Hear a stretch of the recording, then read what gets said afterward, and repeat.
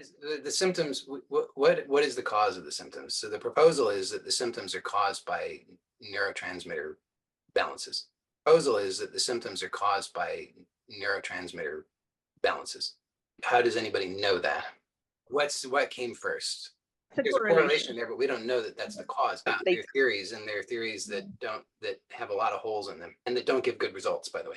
There's I've enjoyed, I think that's the correct word. I've enjoyed the work of this guy named Andy Austin. He used to work as a nurse in a psychiatric ward, and Mhm. he has some very interesting things to say about this based on his experiences. So he found that what he found was that so there might be a patient who would say, "I'm the Queen of England," and most of the staff, almost all the staff, would say, "You're crazy. No, you're not. Take your medication." And and the person would argue and say, "I'm the Queen of England. I will not be taking any medication." And so they get into a big argument. The staff is trying to subdue this person. He took a different approach. He just said he would just run with it. He'd say he'd just accept what the person had to say. So if they're the Queen of England, he'd just go with it.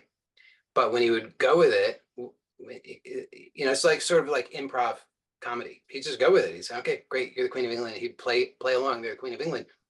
But as soon as he starts playing along the Queen of England, well, it, it breaks the spell. Then they can't really do that anymore because it doesn't actually make any sense. Like, what is the Yes. Queen of England doing in the psychiatric ward? What is the Queen of England doing in this state? This actually doesn't make any sense. So as soon as he would start playing along with them, accepting what they would say, the whole thing fell apart, and it became apparent that this person was actually completely rational. But they're dealing, in fact, with an irrational system. I mean, this is also I think it was Lang who they had this theory of the double bind, right? That people are just put into these impossible situations, and so that's a lot of this behavior that is labeled as pathological behavior is really just the result of people being put in a double bind.